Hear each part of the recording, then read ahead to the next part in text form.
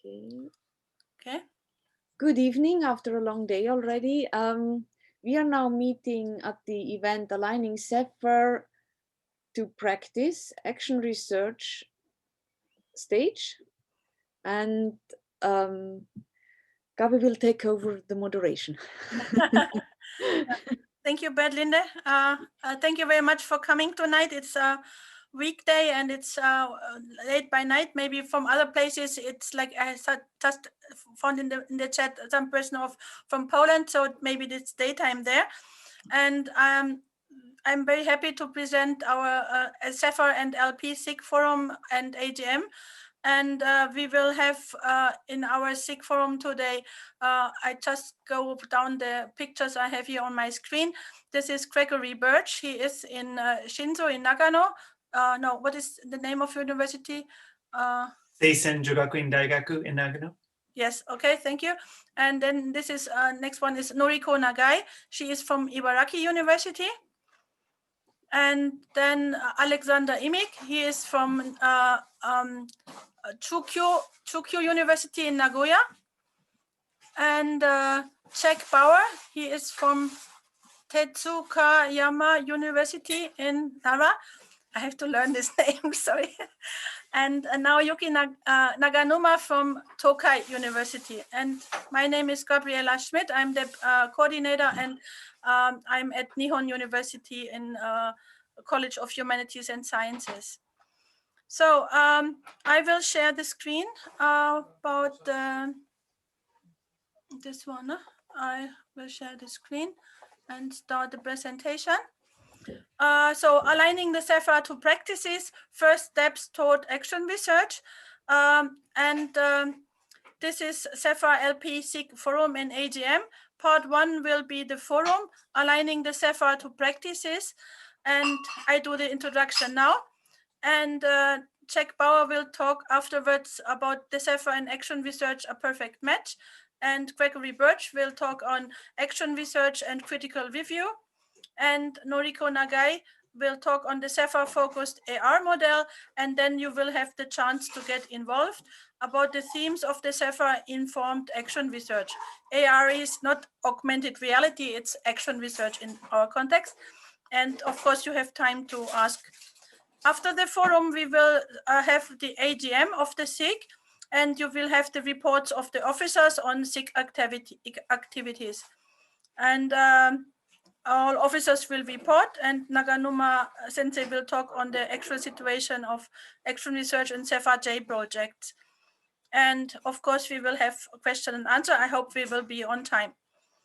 The CEFR-informed action research new kaken project, we are now in the first year, and we try to develop a working model of action research and present it today.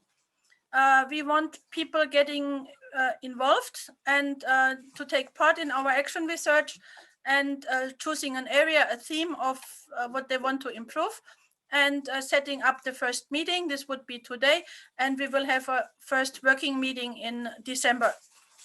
And after that in February. I did change this before. Okay. And in February, March, we will have a next small conference. This is the project. The name of the project is the Japanese Action Research, you can see. And I read the English title. We translated it, like Language Education Reform Using Action Research, Consulting the CEFR's Educational Principles. And yeah, we have a book published this year. This is the book here in July. And this book is the basis. The outcome of this book is the basis for this ongoing project. So this is kind of ongoing thing we do for years. And the resources we use is this CEFR in 2001 and the CEFR in 2018, the companion volume, and the most recent version is the CEFR CV this was published this year. I will copy paste the link afterwards in the chat that you can have a see what's there. The point is, after this presentation, you have to choose an area for your action research. It could be curriculum, it could be assessment, it could be learner autonomy and language portfolio, and it could be classroom management or teaching material. We have 5 people who are involved, and maybe other topics too. This is what we had sent out in May already. We call for collaborators. It is in Japanese Kenkyu Kyodokusha, and yeah, this is the call you had. Collaborator, what does this mean? Doing your research, being part of the kaken research team, being considered or included in publication and research reports. If attending a meeting or a conference or presenting on your project, you can get support according to the guidelines for conference fees, transportation or accommodation. You have to talk to me. I have to do the paperwork in my university. And adding to your achievements that you are collaborator of this kaken project, this looks like this. This is the report from the former kaken project. You see here the names of the person I had included as collaborators before. So these are the people who are like, I'm the daihyo, and the others who are here, researchers, and then people who are collaborating.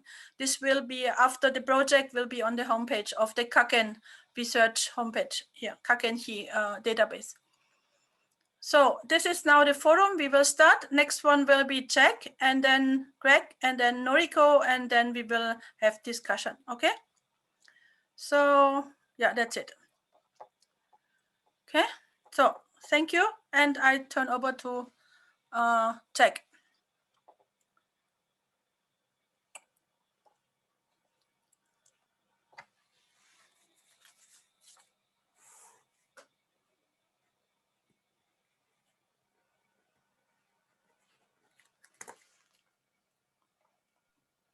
Jack, you have to unmute yourself. Okay, can you hear me now? Okay, all right, good. All right, so I'll get started. To kick off our presentation, or the next section, I'm going to talk about action research and the CEFR. Are they a perfect match? Why did we choose to use these two things together in our research project? So a quick outline of my brief presentation. First, what is action research? I'll give a quick definition, the important points of action research. Then I'll talk about the benefits of action research. Then most of you are probably familiar with the CEFR, but I'll give a very quick outline of the main elements of the CEFR. Then I'll talk about the benefits of the CEFR, and then I'm going to argue that these two are indeed a perfect match. So first of all, what is action research? Action research is research by teachers into their own practice. So it's not top down, it's not imposed by management or by the government. It's teachers researching into what they do for themselves. So it's bottom up and not top down. It's usually aimed at solving a local problem. So a teacher has a problem in their classroom or with their curriculum that they want to solve, and then they research that problem. This is action research. It's usually small scale, it's often collaborative, so often teachers will collaborate together. Our research project is a good example of collaborative action research. We're calling on collaborators and we want to help each other. It's an iterative process, so as Greg and Noriko will explain in their sections of the presentation, action research usually works in a cycle. So you have one cycle of action research, and the results of that cycle, you reflect on the results, and then you make a plan, and you use that to plan for your next action research cycle. It's also a reflective process, so it enables teachers to think about their own teaching and about their learners' learning, and it's systematic and evidence-based. So one of the criticisms, as Greg will mention, of action research is that it's not really scientific, but we will argue that action research should be systematic, and the decisions you made should be based on the evidence that you gather during your research. So I've put a few photos in here of some perfect matches. So for example, here is John Lennon and Yoko Ono, perfect match. I'm not sure which one is a CEFR and which one is action research, but that's an example of another perfect match. So next to the benefits of action research, it helps teach, these come from Versta, these are not my benefits, so I'll just quickly go through the benefits according to Versta. It helps teachers to notice what they and their students really do rather than what they think they do. So we often make intuitive decisions in the classroom to change our practice, but action research is not a teacher's intuitive decision. It's a very systematic gathering of evidence and making an evidence-based decision about how to change your practice or how to make an intervention in your classroom. It gets feedback as to the success or failure of what teachers are doing. It helps teachers to tailor teaching and learning to their learners and to their settings, to adjust their teachings. It enables, I've got two teachers there, sorry. It enables teachers to justify the teaching and learning choices they make. So the results of action research can give you a good justification if you want to justify why you're doing what you're doing to management or to other teachers. It also increases teachers' knowledge of learning and teaching and helps teachers to become authorities on teaching. So action research is really part of teacher development. Okay. Another example here, here's a slide. This is what I think is a perfect match, chips and salsa sauce, just like action research and the CEFR. So benefits of action research: teachers become less dependent on decisions made by people who are far away from their learning and teaching sites, people like textbook writers and school administrators. So it really gives teachers power and autonomy, and it ensures that teachers don't become bored with teaching.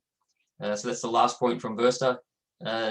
Through action research, you can learn a lot more about what's going on in your classroom. You can learn a lot more about the theory that informs what you're doing, and you can use that to improve your practice. So this keeps teaching interesting. Three points that I've added here, not from Versta. Action research also improves educational outcomes. So it can have really positive results for teachers and for the school and for the curriculum. It also fosters collaboration, which is great, and it advances the field of language education. So ideally, the results of action research will be published so that anyone can see them. And this is really useful for if you have a problem in your classroom that you want to try to solve. If you can go online and find an article of another teacher that has had the same problem, that will be really informative. So you don't have to reinvent the wheel. And by acting as researchers, teachers can really help to move our field forward. Another perfect example, I think, movies and popcorn, just like CEFR and Action Research. So what is the CEFR? Very, very brief outline. The CEFR consists of the common reference levels, which is the global scale. These are the very broad descriptors for each level that you're probably all familiar with, from A1 to C2. There's the self-assessment grid that learners can use to self-assess their own language proficiency. There's the qualitative aspects of spoken language use, which gives very detailed descriptors of spoken language. This can be very useful for assessing students' spoken language proficiency, or if you want to make a speaking test rubric. And there's also the illustrative scales. These are the very detailed scales that drill down into many different types of communicative skills. The CEFR is action-oriented. I don't have time to define action-oriented in detail, but it sees learners as social agents that use various strategies to effectively communicate in various settings. And the CEFR shares features of many modern theories of language teaching and learning. For example, it aligns with the communicative approach to language teaching, the task-based approach, and also to competency approaches. It also fosters learner autonomy. Learner autonomy is a big part of the CEFR philosophy, and it's a useful tool for teachers to reflect on their practice. And it's very flexible and adaptable. It's not intended to be rigid. It can be adapted to local circumstances, and adapting the descriptors of the CEFR is encouraged. Wine and cheese. I might have some of this after the presentation. I think it's also another great combination, just like the CEFR and Action Research. So benefits of the CEFR: it facilitates communication between stakeholders. If I'm talking to management or to another teacher and I'm saying my students are a beginner, what does that mean? If I can say my students are around A1, then we both have a much clearer idea of what that means. It also provides abundant resources for curriculum and course planning. There's a real wealth of resources based on the CEFR for example, making descriptors for your curriculum, for making assessments. There's a huge array of resources out there that you can use to inform your research and your practice. It aligns with modern approaches to language teaching, as I mentioned before, and it promotes integration of learning, teaching, and assessment. Learning-oriented assessment is an example of this. So all of your assessment should align closely to your curriculum, and the results of your assessment should help you to improve your teaching and improve the way you teach and what you teach. One more great combination. This is a very old one. This is Fred Astaire and Ginger Rogers, very famous singing and dancing couple, and they are a perfect match, just like the CEFR and Action Research. Okay, so why are they a perfect match? The CEFR is suitable at all stages of action research. In Greg and Noriko's presentation shortly, they'll give more detail on the stages of action research. But at all of those stages, the CEFR can be used to inform action research. Teacher reflection is also central both to the CEFR and action research. The CEFR is designed to help teachers reflect on their teaching through the framework, and action research is also a systematic way for teachers to reflect on their practice.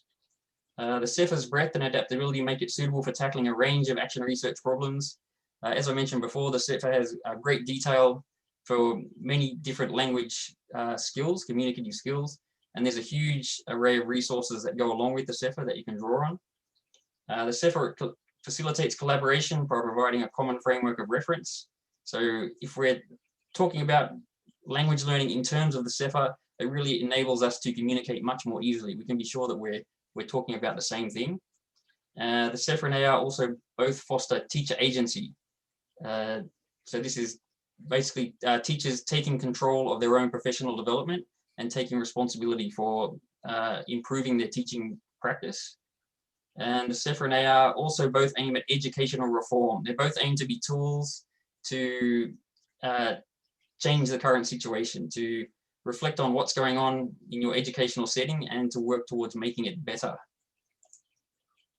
So just like sushi and soy sauce, another perfect combination, the CEFR and action research. Just a couple of quotes to finish. The CEFR is a tool to facilitate educational reform projects. This comes from the CEFR CV, and coming from the glossary of educational reform, a definition of action research. Educators typically conduct action research as an extension of a particular school improvement plan, project, or goal. Action research is nearly always a school reform strategy. So these are really two synchronous approaches because they both aim at educational reform. And a quick definition of teacher agency, it's often defined as teachers demonstrating a capacity to act to solve pedagogical problems and or challenges. So you can see from that definition that both the CEFR and action research designed to foster and improve teacher agency. Okay, that's the end of my section. Next, I'll hand over to Greg. Can I interrupt all the presentation shortly? Jack, there was a question for you from Dangelo. Dangelo, please could you unmute yourself and ask your question? Yes, how are you? I just, thank you very much for that, Jack. Just the first of the two slides on action research, Yep. You had 7 or 8 points and there was no source. And then the next slide had, I think it was Verster. So I was just wondering if there was, is it the same source on the earlier? Yeah, same source. So the final 3 points were mine and everything up until then was from Verster. So 1, 2, 3, 4, 5. So the 5 on the slide 2 and slide, where am I here? Yeah, so all the points up until the last 3 were Verster, and just the final 3 were mine. On the first of the 2 slides there. Yes. Okay, thank you very much. No problem. Okay, so thank you. So my name is Greg Birch, and my presentation will be followed by Noriko's presentation, in which she will recommend a CEFR-focused action research model. So my section is basically the literature review. I'll be reviewing 4 different models, looking at the commonalities, but also the differences. One excellent source is Mertler's book in 2020, in which he defines action research as any systematic inquiry conducted by educators for the purpose of gathering information about how their particular schools operate, how they teach, and how their students learn. So you find in most definitions, the focus is on a systematic inquiry in response to earlier criticism that action research has not been this. Of course, it's conducted by teachers and for teachers, but what distinguishes Mertler from earlier definitions is the focus on the purposes gathering information as opposed to implementing an action plan, and I'll come back to this point a little bit later. But Anne Burns brings up an excellent point that the central idea of action in action research is to intervene in a deliberate way in the problematic situation in order to bring about changes and even improvements in practice. So that's, again, common to all models. And she also, looking at the core features between all the different models, that it involves teachers evaluating and reflecting on their teaching with the aim of improving practice. This is, again, common to all models. And because we are researching our own context, our own classrooms, it typically is small scale and contextualized in nature. Now, this next point is not common to all models, but it's working with the various stakeholders, define it as saying action research is participatory and inclusive. So for Anne Burns, collaboration is fundamental, but that's not the case of every model you'll find. And the last point she brings up is that action research is different from the intuitive thinking that occurs in day-to-day teaching, because basically changes in practice will be based on collecting and analyzing data systematically, is the point she makes. So how is action research different from other types of research? Well, according to Mertler, it's because the teacher is trying to address local level problems with the anticipation of finding immediate solutions. Of course, you can employ quantitative and qualitative research methodologies or a combination of the two, but really action research aligns more closely with qualitative research studies in that it utilizes a much broader, more holistic approach to data collection. So there's two interesting models I'm going to start with. The one on the left is, I've labeled the traditional model, probably the most common or well-known by chemists and McTaggart, which is divided into four stages in which the planning stage, you identify a problem and you develop an action plan. You then implement it, you observe it in the third stage, you collect your data and you reflect on that data, analyze that data in the fourth stage. But what you see on the right in the Mills model, this contemporary model, and also with Mertler 2020, is that the action plan, developing the action plan, and that term is reserved for a later stage. And the reason for that, again, the traditional models, the action plan, everybody starts with an action plan and that precedes the observation and data collection. But in the more contemporary models, you want to collect data, analyze it, interpret it in relation to a focus. So that's why the Mills model starts with identifying an area of focus. You collect data in relation to that, you analyze it, interpret it, and then you use that data to develop an action plan. Now, Mills acknowledges that you can start with a very concrete solution to a teaching or learning issue. But in later models, they also recognize that some people want to collect the data first before developing an action plan. So if we look at the visual representation of chemist McTaggart, AR is seen as cyclical. Of course, cycle one will feed into the next cycle. But there has been criticisms of this model because it's been seen as very prescriptive, and McNiff arguing that there's a need for a more flexible approach. Others like Ebut have argued that AR cycles should be successive and open, allowing for feedback and interaction between the stages and cycles themselves. And this is, and the last criticism, in the past, AAR has not been seen as rigorous enough, that there is a need for a more systematic inquiry. And this is, some of these points are dealt with in Mills, which sees AR as an iterative process. So for example, this is an excellent visual because you can see within an AR cycle and between the different stages, there is that opportunity to loop back. So for example, after you identify an area of focus and you start collecting data, you may feel the need to go back and redefine that focus. Or for example, you collect data, you start to analyze and interpret that data, you may feel the need to go back and collect more data or different types of data.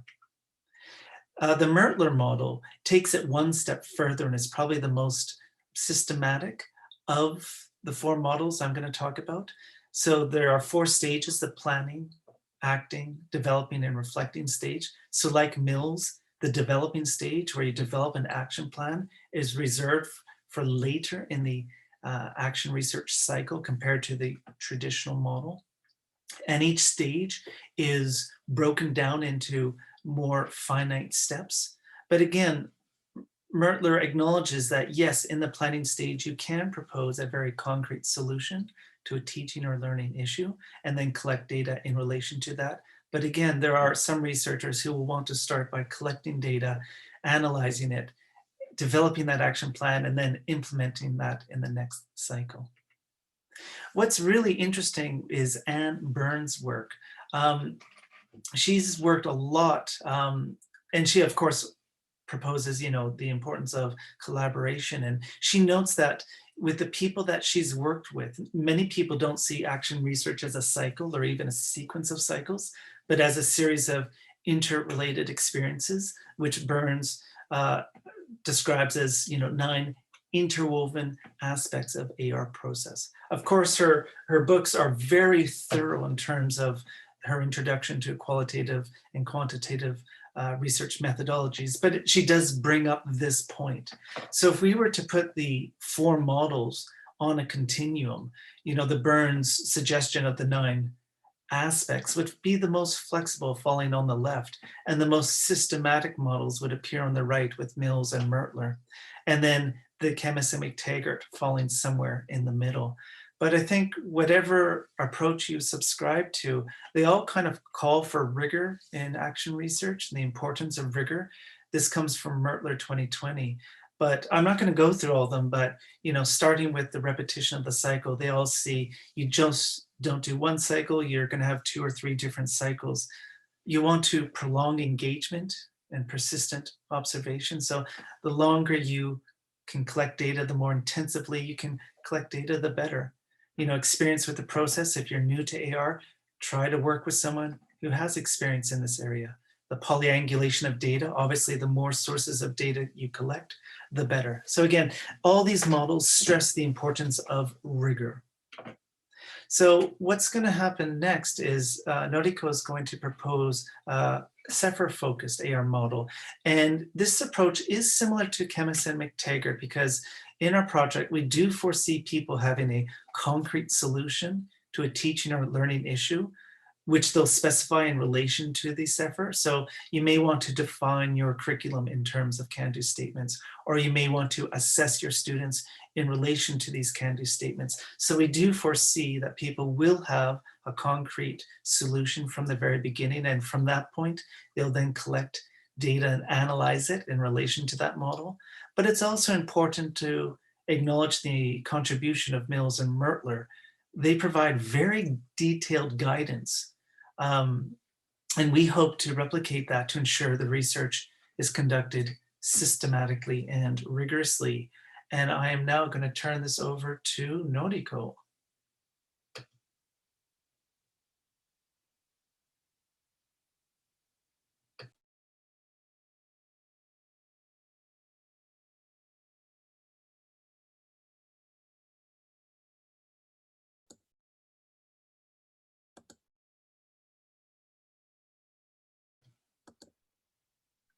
Okay, I hope you can hear me. Yes, we can.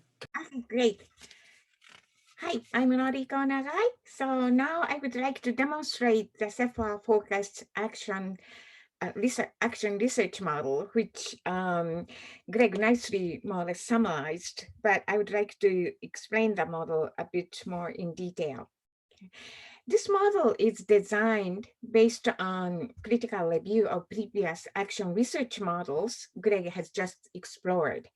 We synthesized the stage and steps used in previous models and modified them to fit our goal specific. More specifically, the CEFR-focused action research. As he said, in our research, we will present or propose solutions based on that CEFR. So our model is a little bit different from action research models in general. The proposed model, however, is still a working model and we will continue to modify and improve it while conducting action research throughout next academic year. However, it is very important for us to share basic procedures and steps necessary to conduct research. We will take similar steps so that at the end we can come up with nice edited volume. So I would like to explain the model more in detail. Now, the CEFR focused action research model is designed specifically for action research that intends improvements in practice, following the CEFR philosophy and core concepts such as coherent alignment of curriculum, teaching, learning, and assessment, the action-oriented approach, learner-teacher autonomy, and utilize global scales, self-assessment grid, and illustrative scale descriptors. So once again, this is very different from general action research model. We are focusing on CEFR. Now, this model consists of 3 stages. Stage 1 is plan. We will prepare for and develop a research plan. And stage 2 is action. We will try out new ideas or making an intervention to the current practice. Stage 3 is critical review. We will analyze research results and examine the entire action research cycle. Now I would like to explain each stage in more detail. Okay. Now stage 1 is plan. One of the purposes of the CEFR focused action research is to facilitate improvements and changes in current practice following CEFR philosophy and concept, as I'm repeated.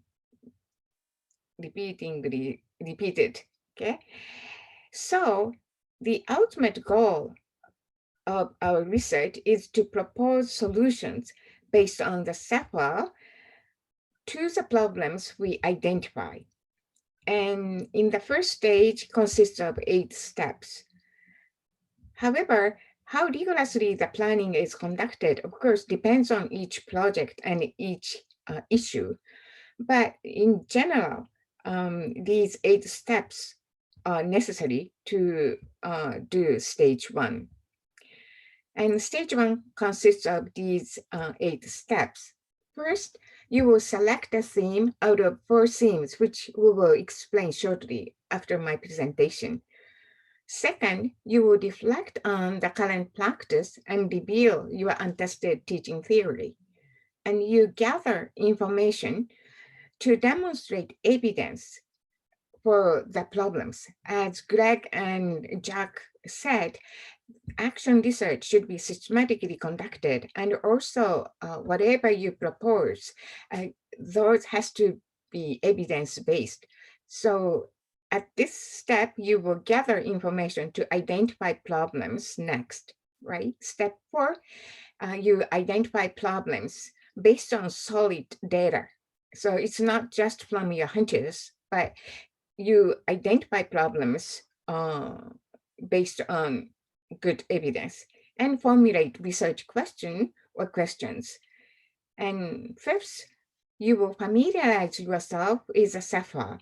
You may want to know more about the CEFR's core concepts or CEFR's illustrative descriptors, or maybe new descriptors such as mediation in 2020.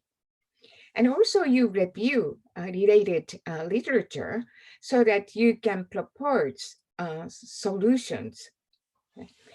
And at the 6th step, you will propose solutions, and solutions again is based on CEFR. So your solution will be CEFR informed teaching, learning, or assessment. And 7th, you will design, you will plan research design. And it is very important to consider what data are necessary in advance to examine the proposed solutions. So here you will make a research design to gather data for the next stage. And finally, you have to adhere the ethical standards to protect the rights of participants or your action research. You probably involve your learners or colleagues, and you should get permission from them for your research. And stage 2, you will try out new ideas or make an intervention to the current practice. So you have to make concrete plan for testing solutions to the problems. More specifically, you have to decide who will test the solutions, maybe you, plus your colleagues or whoever you think necessary, and to whom, of course, your learners, or maybe learners of your colleagues, and when do you test solutions and how long and where and how. These has to be planned specifically and concretely so that you can actually carry out your solutions and test the solutions. And while trying out new ideas, you need to collect data to critically examine the effect of the solutions later. And finally, stage 3, you will critically review the results of your trials. And you have to examine whether or not solution work well for identified problems or further research is necessary. And if further research is necessary, that points to a new cycle of action research. And finally, you will share and communicate the results, writing up an article or a section of edited volume, which we will most probably produce at the end of this action research project. Now, you may have already noticed our model doesn't really posit an independent stage for reflection, since reflection is intrinsic at all 3 stages. Stage 1, you have to reflect on your current practice and untested teaching theories. And stage 2, you have to reflect on new attempts. And stage 3, you have to reflect on the results of intervention. So reflection is at every stage, not just independent stage at the end of the cycle. That's why we didn't posit an independent stage for reflection. So the CEFR-focused action research model consists of these 3 stages. Thank you very much for your attention. And do you have any questions for our model or action research in general?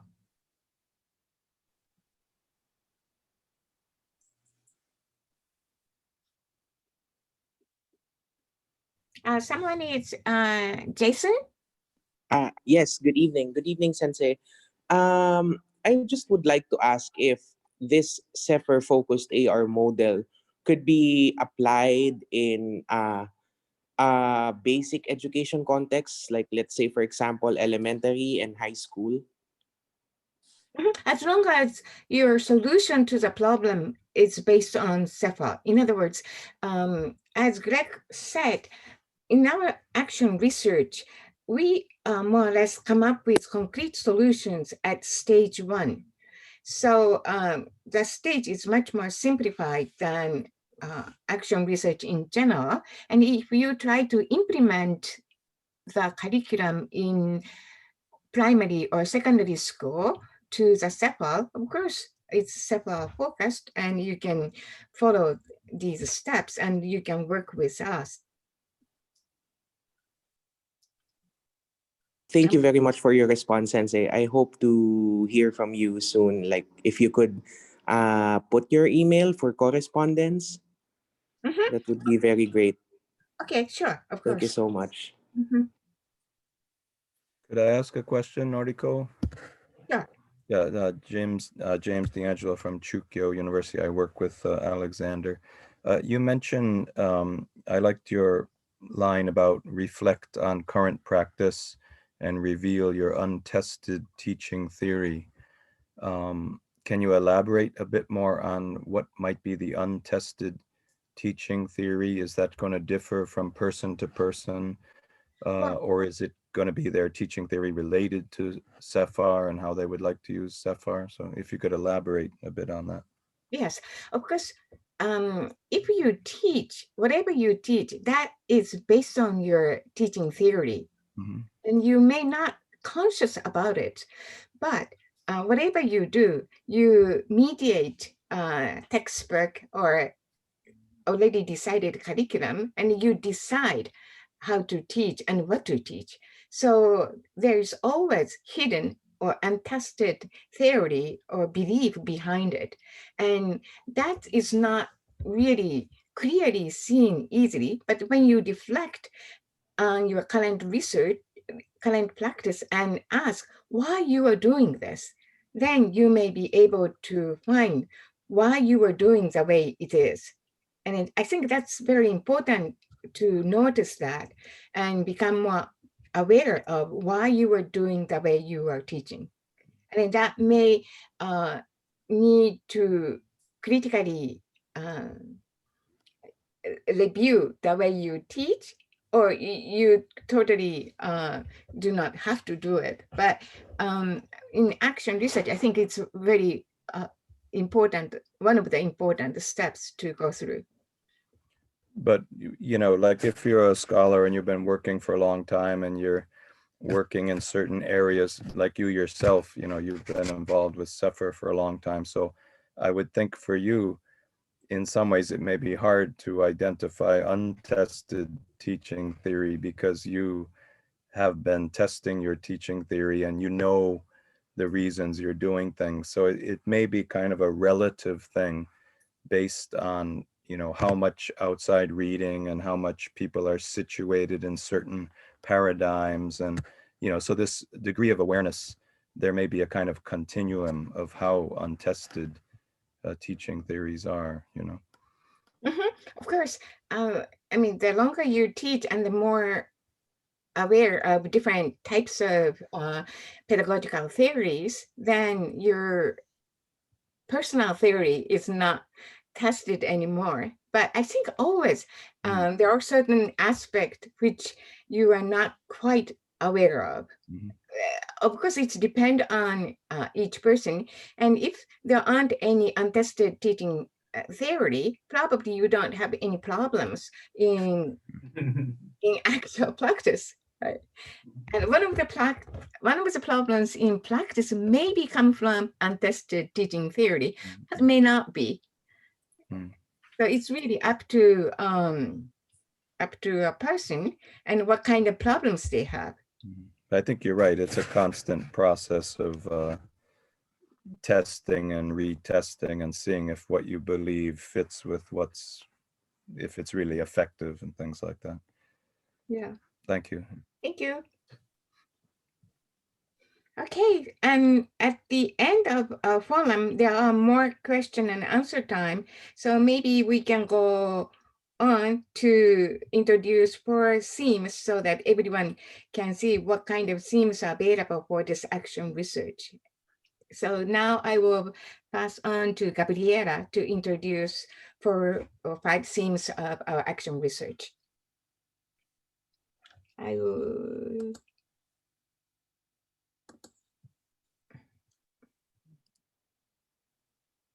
So thank you. So this was the part on, and now it's the part where those who want to be getting involved in the project will get time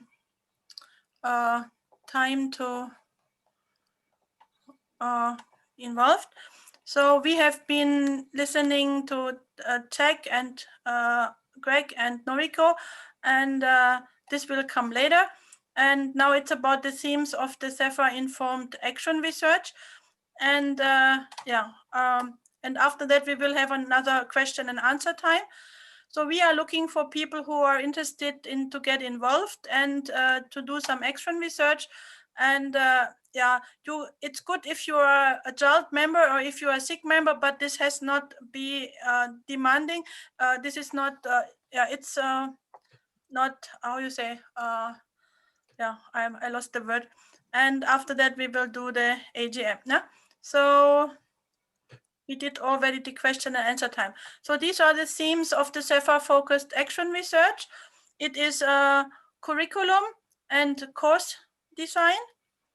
For example, to no, maybe everybody is, yeah, everybody will talk. No? Noriko, you Okay. talk about your team, yeah? Sure. I would like to facilitate action research in curriculum and course. And there are anything related to your curriculum or course can be in this group. But at least I think there are two directions when you want to improve or modify your curriculum or course. The first type is to create totally new curriculum and a course. And you may want to use illustrative descriptors to set goals which reflect learners' needs. Or you already, slides, Gabriela, you... Sorry, yes, this is my fault. I touched my screen. It does not go back. Sorry, I have to stop. Okay. I have something. The other direction is all of us are already teaching, and you may want to align your course to the CEFR. And in that case, you first analyze what you are doing and how to align your course to the CEFR. So direction is just the other way around, but either way you were interested in to improve curriculum and course, I would like to be facilitator for that group. Thank you. Next will be Jack. Yes.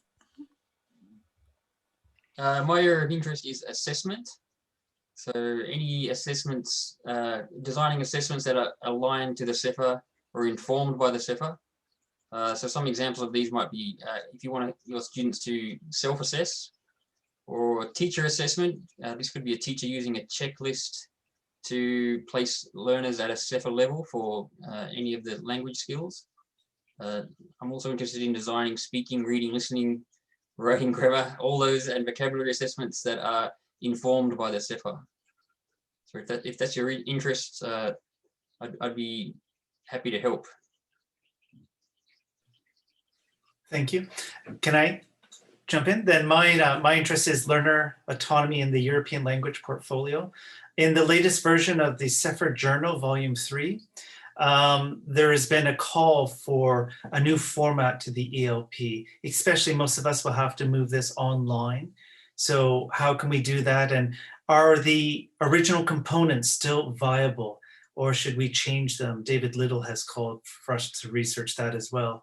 The second point I'm interested in is how to promote and monitor learner autonomy using a language portfolio. I think that's an incredibly interesting area of research, which is something I will pursue, and I hope we'll have a group of people to join me. Thank you.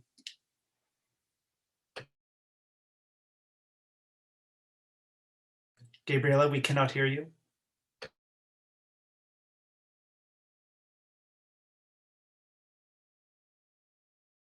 Sorry.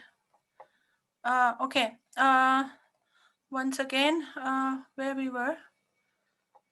Which here, no? Sorry for the, yeah, this one. Yeah, it's about materials development and classroom implementation. So I'm interested in classroom implementation, like classroom management, group work, pair work, how to use this, can do descriptors, descriptor lists. And this will be Naoyuki. He will talk, he will be on teaching materials. Naoyuki, can you say something about teaching? Yeah, he's the author of textbook and... Oh, yeah. Just wanted to mention that our first kaken focused on the development, the CEFR kind of oriented kind of material design, and actually we created a textbook to focus on not only CEFR but also including kind of concept of CLEO. So if you're interested in how to create such materials, so we can talk about it. Oh yeah, thank you. So this would be the part we have for themes. Yeah, maybe there may be others, but then we have to ask about this. So yeah. Yeah, so the schedule is now we have the SIG Forum today And then in December, we want to have a meeting, first meeting for those who are interested, to talk about their choice of interest and to make a plan how to go on. And in February, March, there will be a workshop. And so that you can start for next academic year conducting your research.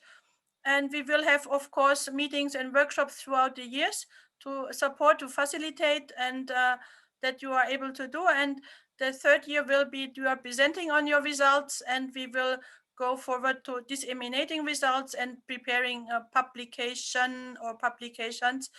This has to be seen next year during the research, how many people are involved and what outbound.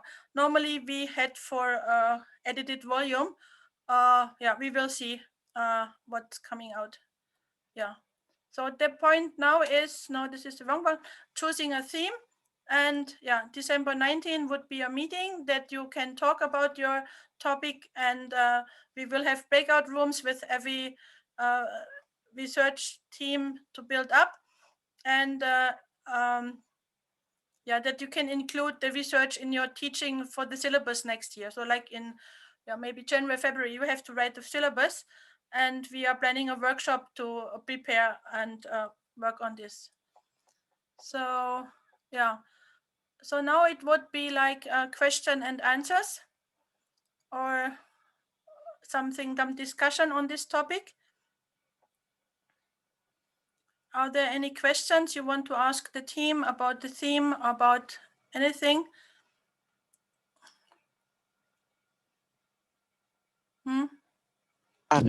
Gabriela, my friend and I are planning to have, like, when I return to the Philippines, he will be an in-service teacher in the elementary level, and we are planning to conduct a joint research. Like, we're going to experiment cross-cultural communication online, like an exchange between Philippine students and Japanese students, for Japanese students to learn English, and for Philippine students to learn Japanese, because we have a special program in foreign language in the Philippines.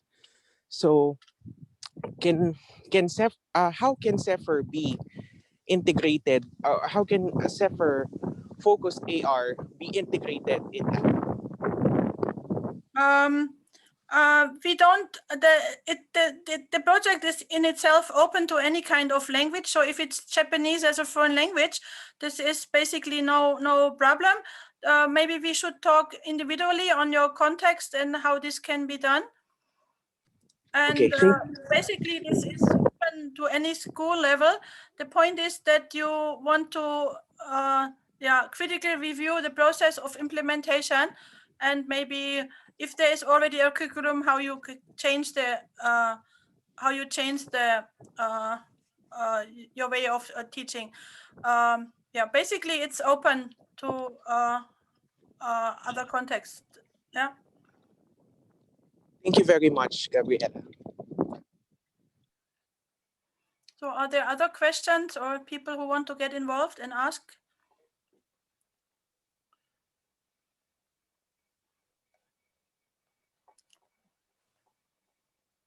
Please unmute yourself and ask, or write in the chat.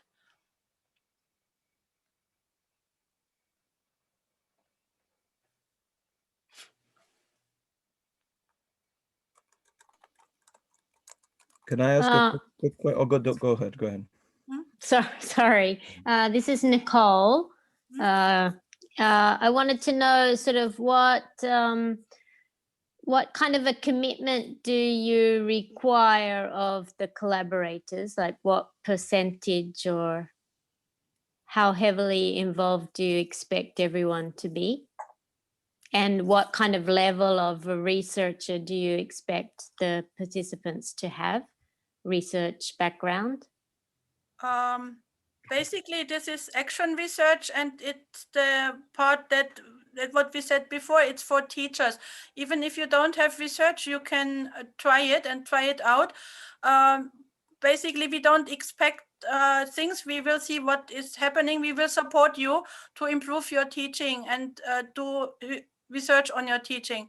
So there are not expectations, but expectation is that you start your inquiry at your environment, and you are willing to conduct a research, and then this is a process. So it's not, maybe it will take time because you have to be acquainted with maybe action research and about teaching and things. So it's up to you what is coming out. It could be in the end a small report, it could be a big research. This does not matter. Every case study in itself is valuable and important, I think. I don't know. Can I add a point, Gabriela? Yeah, please. I mean, thank you, Nicole, for your question.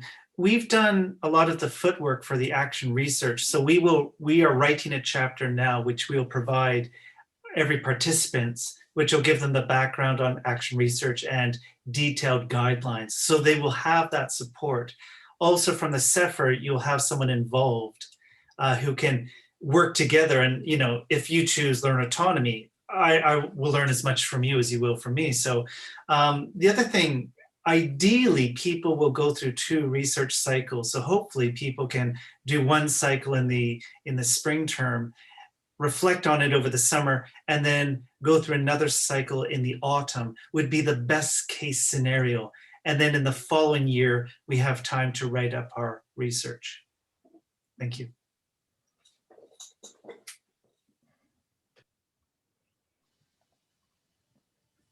Thank you. I just had one quick question. If it was, I think it was Jack who mentioned, that the CEFR is well aligned with like communicative language teaching or task-based learning.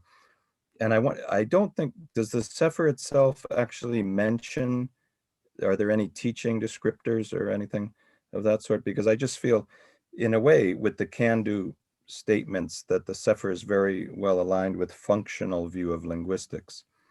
But I wonder if we don't need to be a bit careful. And I can see, of course, it fits with task-based learning, because if you can do something, you can get that task done. But I just think we may have to be a little careful to say the CEFR is aligned with certain teaching methodologies, but I'm not sure. Maybe that does make sense. So just if you had any thoughts on that, Jack. That's my opinion. That the CEFR doesn't actually, it deliberately doesn't align itself to any particular view of language learning. So nothing is explicitly stated in the CEFR itself, but just based on my own experience and knowledge of those areas, communicative language teaching and task-based, I think it definitely aligns with all those areas. I think in a way, like I come from the world English as a lingua franca background. So I think actually the CEFR, as long as our method is helping us get people, push them in a way from B1 to B2 or whatever, then we can link it to methods. So thank you for bringing that up. And, I think whatever your untested teaching method or theory is, that you can find ways to relate that to CEFR. Thank you.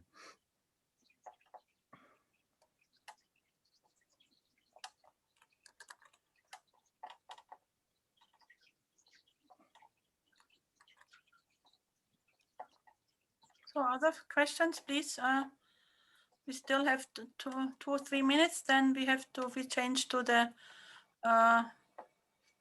There's a couple of points in the chat box. Yes, the question from Matthew Vetrini. Yeah, and one before that as well. Ian Randall asked if someone's not able to attend in December, is there still an opportunity to collaborate?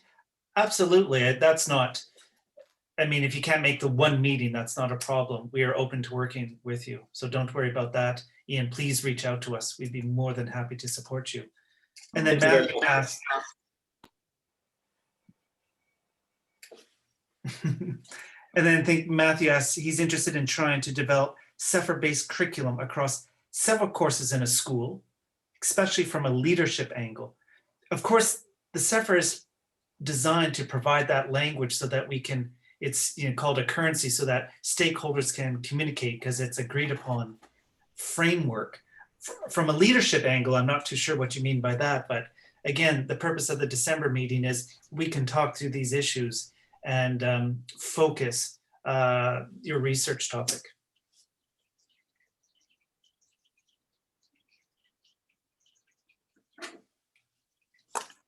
Matthew, Vetrini, do you want to?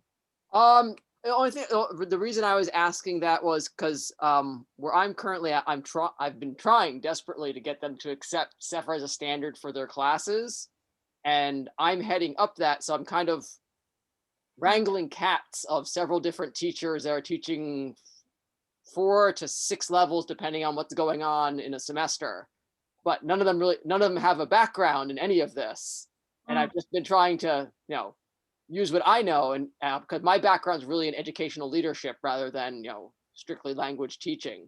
I do have some background in that myself. But my doctorate's in educational leadership, or the doctorate that I'm working on is in educational leadership, because that's where I want to focus on. So I'm trying to merge the two together on how can I get the teachers who don't have any background in language standards, honestly, with a few exceptions, to get them to understand all this, and then put it out to other people who might be in a similar position of where they're trying to get their courses aligned to this, where you're more on the admin end of things. That's what I meant by a leadership angle. Oh, okay. Yeah, I think that still can fit into action research. It's still relatively small scale, and it's aimed at a local problem, and you're also aiming at educational reform. So I definitely think it fits in the action research framework. Yeah, the CEFR includes the kind of stakeholders. So this would be stakeholders research, and this is a topic we have not included, but we don't have it excluded explicitly. So if it's not listed, this is not saying that we are not interested in or so on. This is an expertise we may not have primarily, but you can, this is open. We want to support people doing to improve their curriculum. Could be any stage, could be their teaching, textbook, whatever. And this is what we can provide as a primary expertise. But maybe stakeholders would be a very important part for the CEFR and foreign language teaching too. So maybe, yeah, I think this is a good topic anyway. Great. And we have people who are involved in high schools and things. So maybe we will try to tie up and give, bring together people from different areas.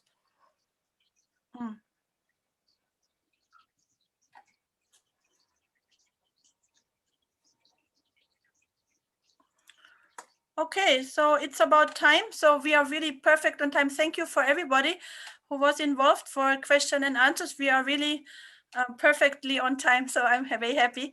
And I hope you got some impression on about the project. And this is like a kickoff event for today. It's going on for 2.5 more years. So anytime you can join, even if you have colleagues or as a group and so on. The point is when you do it and when you get something out you want to be published, this is something you can use for yourself. And this will help foreign language teaching. So we are not like expecting, but we want to provide support and feedback and facilitate foreign language teaching. And for me, this is the main purpose of this SIG. I don't know why others are members, but for me is that we work together as teachers, as professionals, and this support each other, and we can profit from exchanging with other people. So this is very much, and this kaken project is aimed on the same basis.